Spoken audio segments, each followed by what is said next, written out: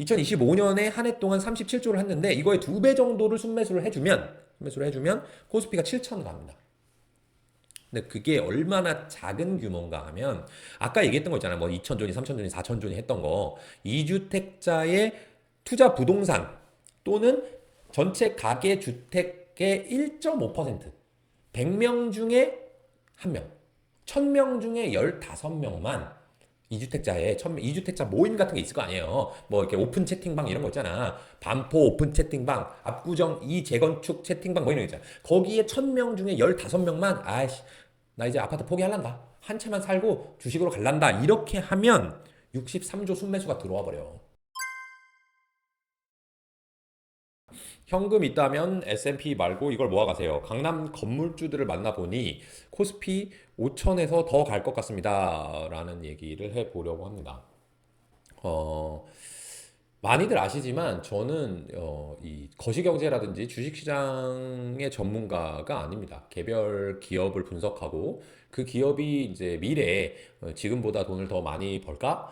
아닐까를 이제 생각하는 게 제 직업이자 제가 20년 동안 해왔으니까 그래도 전문가라고 할 수 있겠죠. 그렇지만 어쨌든 주식시장이라는 곳에서 계속 살아가다 보니까 촉 느낌이라는 게 좀 이 부분에서는 발달하거든요. 그래서 그런 내용을 오늘은 좀 전달해 드릴까 합니다. 오늘자로 코스피가 오늘 조금 빠지는데 잠깐만요. 코스피 지수 한번 보고 4,700, 4,828 네. 어, 포인트입니다. 그러니까 이제 여기서부터 뭐 한 3포인트, 3%? 4%만 오르면 5천입니다. 5천. 와. 진짜 한때는 상상도 못하던 그런 전입미답의 경지를 이제 금세 도착했거든요. 그래서 그 얘기를 안 할 수가 없습니다. 근데 이첫 번째로 말씀드리고 싶은 건 뭐냐면 여러분들 보세요. 2천에서 4천 갈 때 2배 올라야 돼요. 그렇죠? 4천에서 5천 갈 때는 25%만 오르면 됩니다. 그렇죠? 그리고 5천에서 다음 이 앞자리가 바뀌는 뭐 6천이 간다?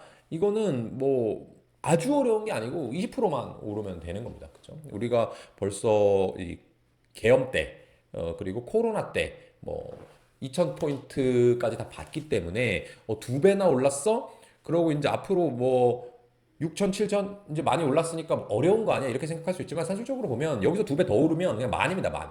우리가 이제 6천을 얘기하냐, 7천을 얘기하냐가 아니라 2배 오르면 만 되는 건데 먼저 왜 이렇게 빨리 5천에 도달했는가가 가장 궁금하신 내용일 것 같아요. 그게 복귀를 해보고 나서 앞으로 지속될 건가 아닌가를 얘기를 해야 되니까. 생각보다 빠르게 5천 선에 도달한 이유는 뭐 한마디로 얘기하면은 삼성전자 하이닉스 때문이다. 이렇게 봐야 될 것 같습니다. 그러면 삼성전자 하이닉스가 왜 이렇게 빨리 올랐냐라는 거 뭐 많이들 아시겠지만 이것도 한 문장으로 이제 정리를 해 본다면 어, 한 몇 년 전부터 얘기하던 HBM 이게 있어야 뭐 엔비디아 인공지능 뭐 할 수 있어라고 하는 그 HBM이 잘 되니까 이 HBM도 메모리의 한 종류잖아요. 그래서 메모리 만드는 회사들 1등, 2등, 3등 회사가 전부 다 삼성전자, 하이닉스, 마이크론 이 3대 회사가 다 HBM이 돈이 된다고 하니까 HBM만 만들려고 한 거예요. 그러니까 HBM이 아닌 나머지 분야가 원래는 뭐 미운 오리 새끼였는데 야 이거 우리 지금 해가지고 돼 HBM 만들어야지 이렇게 해서 좀 홀대받는 분위기였는데 이 일반 D램도 사실은 노트북 그다음에 뭐 휴대폰 그다음에 PC 기타 각종 전자기기에 다 들어갑니다. 이 엔비디아에 들어가는 HBM만큼 뭐랄까 투입 비용 또는 이 규모당 가격이 그만큼 높지는 않지만 그 정도의 부가가치는 아니지만 이 세상에 꼭 필요한 제품들이에요. 근데 그쪽으로 다 쏠리고 나니까 노트북용, 휴대폰용, 뭐 일반 서버용, 뭐 PC용 이런 D램 가격들도 품귀 현상을 겪으면서 천정부지로 뛰어오른 거예요. 그래서 제가 이제 그 D램의 유통 가격들을 보면은 최근 한 6개월 새에 진짜 몇 배가 올랐습니다. 몇 배. 몇 배.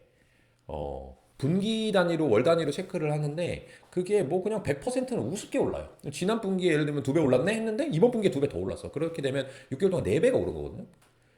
그런 게 뭐 예사 일입니다. 그러니까 삼성전자, 하이닉스, 마이크론이 HBM도 뭐 잘 팔면 좋은데 원래 팔던 그냥 일반 디램만 팔아도 연구개발 대단히 안 하고 뭐 설비 투자 대단히 안 하고 그냥 배짱 튀기면서 장사를 해도 돈을 너무너무 많이 번 거예요. 그게 삼성전자, 하이닉스가 많이 빨리 오른 이유고 그게 코스피 5천선에 도달한 이유입니다. 그래서 제가 처음에 삼성전자 사보자라고 이제 지난 여름쯤에 말씀드렸던 것 같아요. 여름 가을쯤에 말씀드렸던 것 같은데 그때는 삼성전자가 하이닉스 대비해서 너무 저평가돼 있어. 이게 사이클이 좋아지면 삼성전자라고 안 오를 수 없어. 뭐 이런 얘기를 드렸던 것 같아요. 근데 그때 생각했던 상황과 지금의 이렇게 디램이 품귀 현상을 겪는 상황이 거의 뭐 6개월, 뭐 1년도 안 된 일인데 정말 상전벽해처럼 상당한 변화를 겪은 상황입니다. 그럼 앞으로는 어떻게 될 거냐? 앞으로는 정말 모르는 상황인 것 같아요. 앞으로 삼성전자가 하이닉스가 더 오를지 안 오를지 정말 모르게 돼버렸다. 지금 저나 아마 주식시장도 이제는 비슷한 것 같아요. 주식시장이 생각하는 그런 메모리 반도체 업체들 그리고 제가 생각하는 메모리 반도체 업체에 대한 견해 이런 거 거의 비슷한 상황입니다. 이 견해의 격차가 별로 없어요. 그러면 어떻게 되냐면 앞으로 어떤 일이 있어서 디램 가격이 더 오른다. 오늘 1월 21일 이후로 더 오른다. 그럼 주가 오르는 거예요. 근데 어떤 이유로든 간에 디램 가격이 내려간다. 또는 오르지 않는다. 그러면 삼성전자랑 하이닉스의 주가는 여기서 멈추거나 내려갈 수도 있는 상황인 거죠. 그러면 앞으로 디램 가격이 어떻게 되는데 그걸 모른다니까? 그 모르는 상황이 됐습니다. 그러면 코스피 5천에서 여기 뭐 멈춘다는 거예요? 삼성전자 하이닉스가 올라서 빨리 올라왔다며. 근데 삼성전자 하이닉스 이제 어떻게 될지 모르기 때문에 그러면 코스피 팔아야 되나요? 이렇게 생각할 수 있잖아요. 그러면 다시 좀 왜 코스피 5천을 가려고 했냐? 조금 전에 얘기했던 건 빨리 간 이유고 가려고 갈 것 같다라고 한 이유가 뭐냐? 코스피 5천의 3대 조건이 첫 번째가 코리아 디스카운트 해소, 두 번째가 삼성전자 귀환, 세 번째가 경기 민감주의 부각 뭐 이렇게 세 가지였어요. 근데 코리아 디스카운트는 해소되고 있고 삼성전자 이미 귀환했고 그럼 나머지는 경기 민감주 요런 게 이제 제가 썰을 풀고 다니는 내용입니다. 반도체 조선이 아닌 것들 중에서 경기에 민감하고 경기 순환에 있는 것들이 2026년에 주가가 오른다면 코스피 5천 그냥 벗길 수 있다. 이런 얘기거든요. 여기까지 얘기하면 제 정말 찐팬들은 그렇고 또 똑같은 얘기 하네. 똑같은 얘기 하네. 이 경기 민감주 얘기 언제까지 할 거야? 맨날 이 얘기야? 이렇게 말씀하실 건데 오늘은 새로운 그 뭐 견해, 지론이 생겨가지고 여러분들께 전달 드릴 겁니다. 그러니까 원래는 이 세 가지가 달성되면 코스피 5천 갈 거야라고 했는데 이미 거의 다 와버렸어. 그럼 여기에서 더 올라갈 수 있다는 거죠. 코스피 5천보다 더 올라갈 수 있는 하나의 키워드를 말씀드리겠습니다. 많이들 들어와 계시죠? 88명 시청 중이십니다. 네, 좋아요도 한 번씩 눌러주세요. 자, 제가 얘기하고자 하는 이제 말하자면 코스피 6천의 조건, 코스피 7천의 조건, 코스피 8천의 조건이 이 몸에 느껴지기 시작했습니다. 이런 건가 보다. 지금 움직임이 이렇다 하는 부분이거든요. 그거를 굳이 제가 이름을 붙이자면 이렇게 붙이겠습니다. 그리고 제가 머니트렌드 2027을 쓰게 된다면 이 꼭지를 넣고 싶습니다. 뭐냐면 K 또 K야? 또 K야. 근데 어쩔 수 없어. 여러분들이 그 좋아하니까. 뭐 K 방사는 아니고, K 조선, K 팝 아니고, K 푸드 아니고, K 뷰티 아니고, K 그레이트 로테이션 이라는 게 느껴지고 있습니다. 그럼 그레이트 로테이션? 그레이트 로테이션? 이거 뭐지? 이걸 먼저 알고 가야 됩니다. 그레이트 로테이션이 뭔지 알아야 K 그레이트 로테이션에 대해서 설명할 수가 있어요. 그레이트 로테이션인 건 뭐냐면 영어로 큰 전환, 거대한 순환, 변환 뭐 이런 얘기예요. 이게 어디에서 쓰는 얘기냐 하면 금리의 저점 부근에서 채권 투자자들이 주식 투자자 쪽으로 이동하는 것. 마치 아프리카 뭐 다큐멘터리 같은 데 보면은 많은 물소떼들이 다다다다다 하면서 이쪽에서 이쪽으로 쫙 이동하는 거 있죠. 그런 느낌으로 채권을 많이 투자하던 쪽에서 주식 쪽으로 넘어오는 것을 그레이트 로테이션이라고 합니다. 원래 있는 말이에요. 그러면 왜 금리의 저점 부근에서 채권을 팔고 주식으로 넘어가? 금리가 오르면 채권 가격은 어떻게 됩니까? 채권 가격은 하락하게 돼 있어요. 이거 모르시는 분들 그냥 외워. 금리가 상승하면 채권 가격이 하락해요. 금리가 상승한다는 건 다시 말해서 경기가 좋다는 거야. 사람들이 경기가 좋으니까 돈을 막 빌려가지고 신규 투자를 하고 싶은 거야. 그러니까 은행 입장에서는 대출 수요가 높네. 그러면은 돈을 빌려줄 때 금리를 많이 매겨도 돈을 많이 빌려가겠네. 우리 좋아 좋아. 그래서 은행이 금리를 높이고 있는 거예요. 근데 왜 그럼 돈을 빌려 투자를 해? 여러분들이 주식시장에서 막 신용융자하고 주택담보대출 아파트 살 때 막 청약 넣을 때 대출해가지고 중도금 무이자 대출 이런 거 왜 해요? 그걸로 돈을 벌 거라고 생각하니까. 기업들은 기업의 이익이 올라갈 거라고 생각하니까 은행에서 돈을 빌려다가 공장 짓고 설비 투자하고 사람 뽑고 하는 겁니다. 그러니까 금리가 저점을 지나면 기본적으로 경제는 좋아지는 거예요. 그래서 기업의 이익이 오르고 기업의 이익이 오르면 주가가 올라. 그렇기 때문에 채권 투자자들이 금리의 저점쯤에서 주식 투자해야지라고 오는 게 정상적인 거고 그게 그레이트 로테이션입니다. 그럼 지금 금리가 어때요? 금리가 한국은 저점 통과한 것 같아. 미국은 거의 저점 다가가고 있어. 그죠? 2026년쯤에 저점이라고 그러죠? 그러면 주식시장이 좋을 거예요, 전반적으로. 한국 좋을 거고, 미국도 더 좋을 거고, 그렇게 됩니다. 되는데, 문제는 뭐냐면, 우리나라에서 여러분들, 채권 투자해본 사람 있어요? 내가 의미 있는 금액으로 채권 투자했다. 또는, 내 친구가, 내 동료가, 내 친척이 채권으로 돈을 많이 불리더라 하는 얘기 들어본 적 있어요? 거의 없죠. 거의 없어. 우리나라에서는 채권 투자라는 게 거의 살펴보기가 힘듭니다. 왜 그러냐 하면 한국은 일단 직접 투자하는 비율이 높아요. 내가 개인이 직접 주식을 사고 판다고. 그렇기 때문에 채권이라는 건 덩어리가 크거든요. 덩어리가 크니까 개인은 하지 못해. 주식만 하는 거야. 미국 사람들 같은 경우는 금융자산 투자를 한다 하더라도 내가 하는 게 아니라 맡겨서 한단 말이죠. 맡겨서 하니까 기관 투자자들의 돈을 모으잖아요. 그러니까 기관 투자자는 돈이 많잖아. 그러니까 채권했다, 주식했다. 레이 달리오 얘기 들어보셨죠? 채권했다, 주식했다, 뭐 금했다 이렇게 하잖아. 그러니까 그레이트 로테이션이 일어나면서 주식시장에 강하게 갈 수 있고 하는 건데 우리나라 사람들은 아까 얘기했다시피 주식을 직접 투자하고 구찌가 작다 보니까 규모가 작다 보니까 채권을 잘 못해. 또 하나는 가계 자산 중에서 부동산 차지하는 비중이 높아. 70%가 부동산이에요. 자기 사는 집. 그러니까 어차피 금융자산이 조금해. 그러니까 뭐 채권에서 주식으로 바꾸고 이런 게 거의 없습니다. 그러니까 우리나라는 그레이트 로테이션이라는 게 크게 적용이 안 된 상황이었어요. 근데 최근에 제가 이상한 분위기를 감지하고 있습니다. 그거를 이름하여 K 그레이 로테이션이다 저는 붙였는데 여러분들의 이해를 돕기 위해서 제가 몇 가지 케이스를 말씀드려 보도록 하겠습니다. 제가 실제로 겪은 일이에요. 아주 최근입니다. 다. 세 개 다 제가 미국에서 돌아온 다음이니까 한 3개월 이내에 벌어진 일이야. 근데 제가 이 각기 다른 사람들과의 대화, 재무 설계, 뭐 투자 조언 이런 거를 하는 과정에서 느낀 바입니다. 첫 번째 케이스는 누구냐 하면 현재 그냥 회사원이에요, 회사원. 근데 이분이 회사도 열심히 다니지만 부동산 투자를 막 열심히 했어. 막 갈아타기도 하고 재개발, 재건축도 하고 이렇게 하면서 지금은 반포에 살아요. 반포. 반포 아파트값 얼마인 줄 알죠? 뭐 적으면 30억, 뭐 많으면 100억 이 정도 되는 거예요. 그래서 원래는 다주택자였어요. 아파트를 막 사고 팔았으니까. 그런데 이분이 어떻게 했냐? 지금은 반포 한 채만 남겨놨어. 반포 한 채. 그게 뭐 한 50억은 넘는 것 같아요. 제가 정확히 뭐 알아보진 않았는데 뭐 몇 평 사세요? 뭐 이런 거 물어보지 않았기 때문에 그게 한 50억은 돼. 근데 이분이 원래 다주택자였다고 했잖아요. 그리고 부동산 하시는 분들 주로 서울, 주로 강남권 했잖아요. 그러니까 남는 돈이 수십억이 남은 거야. 왜? 똘똘한 한 채로 갈 거다.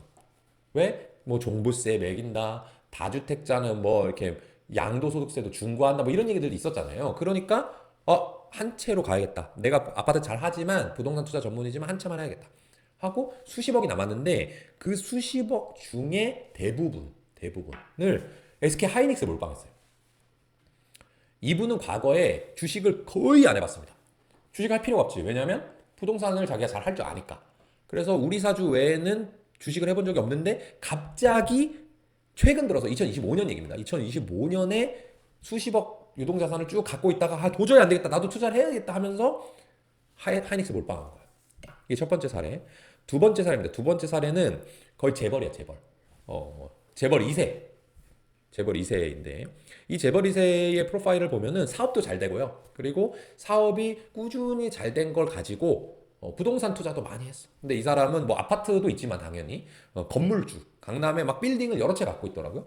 그런 쪽으로 자산 배분을 하면서 캐시플로우가 꾸준히 나오고 그 캐시플로우로 이제 부동산 쪽 투자로 해가지고 말하자면 두 가지 방법으로 큰 부자가 된 분이에요.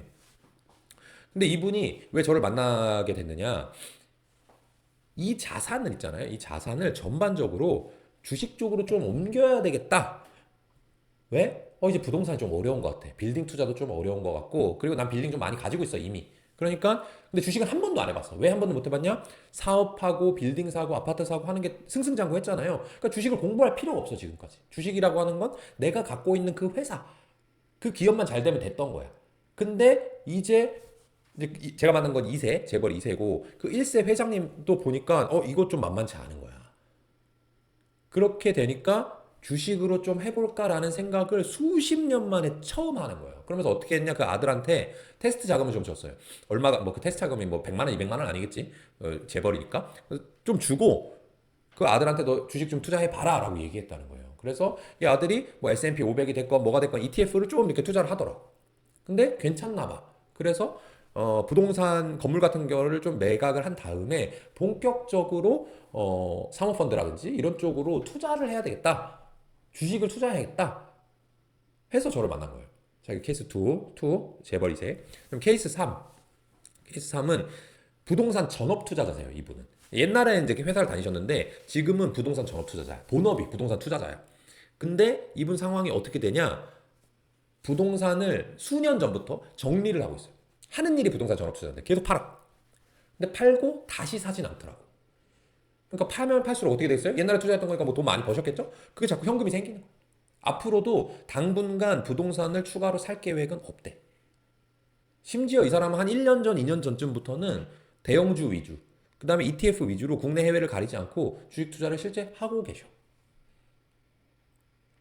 공통점이 뭐냐면 규제가 많고 유동성이 부족한 부동산에서 최근 상승세가 좋은 주식시장으로 옮겨간다라는 거예요. 그래서 K 그레이 로테이션은 뭐냐면 우리나라가 이상하게도 정말 20년 전, 30년 전 잃어버린 20년, 잃어버린 30년 했던 그 일본 도쿄 수준으로 부동산에 집착하던 그런 부동산 전문가들조차 지금 주식시장으로 옮겨가고 있다는 거죠. 근데 대강 생각해봐도 여러분, 부동산이 규모가 어마어마할 거잖아요. 이 규모가 주식시장으로 들어온다? 그러면 저는 주식시장에 완전 불쏘시개가 되면서 그분들은 어차피 부동산을 주식으로 옮기는 거니까 대단한 수익률이 막 필요하지 않아요. 근데 그 자금이 너무 어마어마하니까 이제 아예 선진국식으로 자산 배분이 돼가면서 우리나라의 주식시장이 5천을 넘어서 6천, 7천, 8천 가는 거 아니야? 하는 느낌이 제가 이 자산 배분, 재무 설계, 주식 투자의 최전선에서 이 고액 자산가들을 만나면서 느끼게 된 점이다. 이분들을 제가 어제 오늘 처음 만난 분들이 아니에요. 원래 알던 사람이야. 많게는 적게는 한 1, 2년 전에 알던 분이고요. 많게는 거의 한 10년 이상 전부터 알던 사람이야. 근데 그동안 계속 부동산으로 본인 사업으로 본인 회사로 승승장구 했지. 내가 주식하는 것도 알지. 주식으로 잘 된 것도 알지. 근데 나한테 그런 얘기 한마디 한 적이 없어. 지금까지는 주로 돈이 없는데 제가 주식으로 돈을 부자가 되고 싶어요. 이런 사람들은 나를 만나러 왔지. 내 지인 중에서. 다 안 받았지, 대부분. 근데 이 사람들은 덩어리가 큰 사람들이 처음으로. 근데 다 2025년 하반기, 2026년 상반기에 모여 있는 거예요. 이게 느낌이 심상치가 않습니다. 그래서 근데 이렇게 얘기하면 제가 마바라 사기꾼이잖아. 그래서 저는 데이터를 보는 사람이니까 데이터를 좀 정리를 해왔거든요. 데이터로 정말 부동산에서 주식으로 넘어오는 K 그레이드 로테이션이 되면 한국 주식시장이 얼마나 오르겠는가를 한번 보도록 하겠습니다. 첫 번째 그림입니다. 이 왼쪽이 코스피의 시가총액이에요. 지금 4,020조 원 정도 됩니다. 4,020조 원. 그리고 오른쪽은 뭐냐면 우리나라에 주택을 두 채 이상 가진 사람 손. 전 없어요. 전 한 채밖에 없어요. 두 채 이상 가진 사람 손. 이 두 채 가진 사람들이 평균적으로 보면은 뭐 2.3채 정도 된다. 2.3채. 그러니까 그거를 자기 거주하는 주택이 하나 있어야 될 거니까 뭐 자기는 전세 살고 2.3채 다 가지고 있다 이건까지는 모르겠고 자 그렇게 되면은 1.3채 정도가 투자 부동산입니다. 그렇죠? 근데 이 사람들이 가진 이 투자 부동산 주택의 평균 공시지가가 14억 정도 되고요. 시가로는 더 높겠죠. 어쨌든 공시지가는 14억. 그리고 2주택자인 사람이 우리나라에 237만 명 정도 된답니다. 진짜 많네요. 그죠? 237만 명의 2주택자인데 이거를 곱하면 14억 곱하기 1.3채 곱하기 237만 명을 하면은 4,326조가 됩니다. 근데 제가 아까 뭐라고 그랬어요? 첫 번째 얘기한 사람 2주택, 3주택에서 지금 똘똘한 한 채로 왔고, 두 번째 얘기한 재벌 빌딩 청산하고 주식으로 온다고 하고 있고, 세 번째 다주택자 전업투자자 계속해서 부동산 처분하면서 현금 및 주식으로 가고 있다고 했어요. 그래서 극단적으로 볼 때 우리나라에 1주택자밖에 안 남는다라고 하면은 4,326조가 생기게 되고, 그게 주식으로 넘어오면 어떻게 된다? 그냥 더블 가는 거예요. 그냥 4천조짜리 코스피에 4,300조가 더해진다? 그러면 그냥 캐시가 그대로 이전만 하더라도 두 배가 오르는 겁니다. 그럼 코스피 만이에요. 자, 다음 봅시다. 다음. 제가 이 얘기는 많이 드렸는데 돈 벌려면 뭘 해야 된다? 자산 배분 잘해야 된다. 그 다음에 복리 이렇게 두 가지로 말씀을 드리고 있는데 다시 한번 이제 전체로 볼게요. 전체. 우리나라의 이제 가계 자산입니다. 가계 자산이 이게 뭐 얼마야? 1경인가 봐. 1경인데 그 중에 7천조 정도가 주택이에요. 7천조. 그리고 3천조 정도가 금융자산입니다. 금융자산에는 뭐 예금도 있고요. 그다음에 뭐 전세 보증금도 있을 수 있고요. 뭐 채권, 주식 다 포함되는 겁니다. 펀드 다 포함해. 3천조가 있는데 그 중에서 주식은 383조가 돼요. 근데 오른쪽에 보면 여기 보면 미국식 자산 배분이라고 나와 있죠. 이 미국식 자산 배분이라고 하는 건 뭐냐면은 전체 가계 자산 중에 70%를 금융 자산으로 하고 그 중에 절반 정도를 주식으로 한다라는 거예요. 그렇게 되면 어떻게 된다? 주식이 3천조가 돼. 3천조. 부동산 7천조 중에 3천조가 빠져나와 가지고 주식으로 들어간다는 거예요. 그러니까 아까 얘기했던 2주택자의 투자 부동산 4천조랑 비슷한 금액 정도가 주식으로 들어온다? 이것도 뭐 어마어마한 금액이 됩니다. 근데 이렇게 얘기하면 아마 여러분들 그럴 거예요. 야, 씨, 무슨 지금 헛소리 하고 있냐. 그걸 누가 지금 당장 다 팔아가지고 나도 그렇게 생각해. 그 사람들이 주식 부동산 다 팔아 제낀다? 그러면 나라가 큰일 날 거야. 그렇게 급격히 바뀌면 안 돼요. 근데 그레이 로테이션이라는 건 뭐냐면 아까 제가 얘기했잖아. 아프리카 사바나에서 물소대가 쫙쫙쫙쫙 가는 거는 막을 수 없어. 거스를 수 없는 흐름이야. 그러고 나면 여기 있던 풀밭이 저기로 다 누우면서 움직일 거 아니에요. 그렇게 큰 흐름이 생길 수도 있다라는 얘기고. 근데 이렇게 다 움직이지 않아도 됩니다. 과연 코스피를 3천부터 5천까지 만들 때 돈이 얼마나 필요했는가를 한번 볼게요. 요겁니다. 자, 왼쪽이 옛날, 오른쪽이 미래 가정이에요. 그 왼쪽이 코스피 2399라는 건 뭐냐면 2025년 시작점입니다. 시작점. 그리고 2025년 말이 4214. 지금 4800까지 갔는데 어쨌든 작년 말에는 4214예요. 그렇게 되면서 이 시가총액이 한 1700조, 1800조 되던 우리나라 코스피가 3500조가 된 거예요. 작년 말로. 지금 4000조고요. 그렇게 뭐 거의 2000조 가까이 시가총액을 올릴 때 2000조가 들어가는 게 아니에요.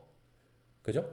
예를 들면 아파트 한 단지가 있어. 근데 그 단지에 한 호수만 실거래가가 신고가를 찍어버리면 모든 사람들이 네이버 부동산에 매물 내올 때 그 가격에 맞춰서 내놓잖아요. 그러면서 그 아파트 단지 자체가 뻥튀가 되는 거잖아. 마찬가지입니다.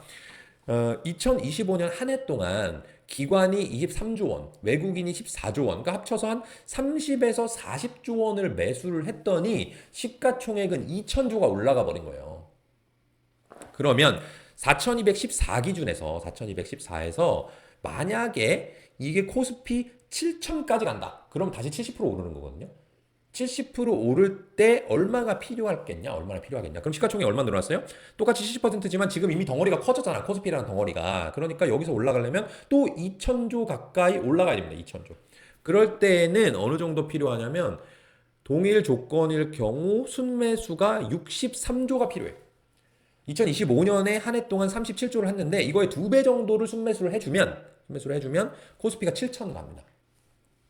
근데 그게 얼마나 작은 규모인가 하면 아까 얘기했던 거 있잖아요. 뭐 2천존이, 3천존이, 4천존이 했던 거 2주택자의 투자 부동산 또는 전체 가계 주택의 1.5% 100명 중에 1명 1000명 중에 15명만 2주택자 모임 같은 게 있을 거 아니에요. 뭐 이렇게 오픈 채팅방 이런 거 있잖아. 반포 오픈 채팅방, 압구정 재건축 채팅방 뭐 이런 거 있잖아. 거기에 1000명 중에 15명만 아이씨 나 이제 아파트 포기할란다. 한 채만 살고 주식으로 갈란다. 이렇게 하면 63조 순매수가 들어와 버려. 실제로 현재자 기준으로 투자자 예탁금 이거 뭐예요? 증권사에 넣어놓은 돈. 여차하면 주식 살려고 넣어놓은 돈 있잖아요. 또는 주식 매도하고 잠깐 남은 돈 같은 거 있죠. 이게 93조 원이야. 이것만 한 해 와르르 들어오면 코스피 7천이 그냥 되는 거예요.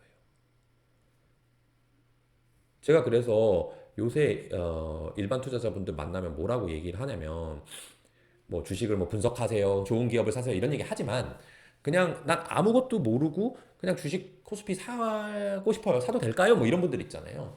갖고 있는데 팔아야 될까요? 뭐 이런 분들 있잖아요. 이런 분들한테는 함부로 코스피의 상단을 예측하지 마라 이렇게 얘기하거든요. 나 다 2배 먹었어요. 하이닉스로 3배 먹었어요. 코스피가 2배 올랐으니까요. 코스피가 5천 냈으니까요. 이제 팔아야겠어요. 그러니까 그런 생각 하지 마라. 살 때도 무지성으로 샀으니까 팔 때 좀 기다려 봐라. 라는 얘기를 많이 드리거든요. 여기에 이제 한 가지 첨언을 해드리면 제가 지난 월요일에 부산 탐방을 갔다 그랬잖아요. 그래서 로봇 회사를 갔다 왔습니다. 로봇 회사. 그 중에 대장주 누구죠? 우리나라 현대차잖아요. 현대차가 지금 아직 시가총액이요. SK 하이닉스의 10분의 1 정도밖에 안 됩니다. 삼성전자 20분의 1밖에 안 돼. 옛날엔 사실 되게 비등비등하던 회사. 삼성전자 다음 현대차 했던 때도 있었고요. 근데 이 반도체, AI, 뭐 소프트웨어 열풍이 쭉 불 때 자동차는 야 이거 올드 비즈니스잖아. 자율주행되면 니네 질 거잖아.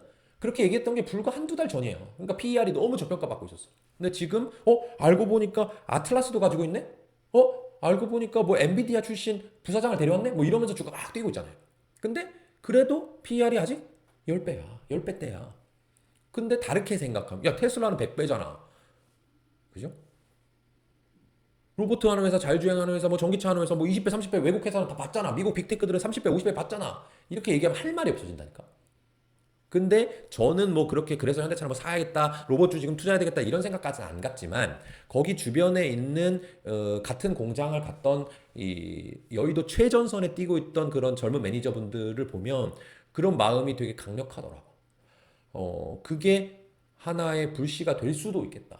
그래서 이 제가 얘기한 경기 민감주에는 자동차도 포함됩니다. 자동차 돈 많아야 사는 거예요. 돈 없으면 자동차 못 바꿉니다. 그래서 삼성전자 하이닉스가 더 안 오르더라도 나머지가 올라주면서 이 우리나라의 이익이 성장하고 주가가 오르겠다라고 하는 게 제 기본 가정인데 그것을 부동산에 매여 있던 자금들이 불쏘시개 역할을 할 수 있겠다라고 하는 느낌이 되게 많이 들고 있습니다. 저한테 왔다는 건 돈을 맡기기 직전이란 얘기야. 나한테 안 맡기더라도 주식을 한다는 얘기거든요. 그러면 지금 누구는 SK 하이닉스 샀다 그랬고 누구는 S&P 500 샀다 그랬고 누구는 뭐 삼성전자랑 뭐 ETF 샀다고 했는데 그 사람들이 그렇게 있지 않습니다. 그 사람들은 돈이 돌아가는 메커니즘을 잘 알기 때문에 내가 이게 전문가가 아니니까 돈을 맡겨야 되겠다라는 식으로 의사결정이 오고요. 그러면 결국에 아까 얘기했던 기관 순매수 23조 중에서 더 퍼블릭 자산운용을 포함한 다른 회사들이 좋은 주식을 알아서 그게 뭐 현대차가 될 수도 있고 하이닉스가 될 수도 있는데 그런 주식들을 골라서 사주는 그래서 코스피가 아까 제가 7천 쓴 거는 뭐 기준이 있어서 그런 건 아니에요. 그냥 70% 오르면 7천이 되니까 4천에서 그렇게 쓴 건데 그렇게 되는 것도 이상하지 않겠다 하는 생각까지 말씀드리면서 오늘 주제는 여기까지 마치고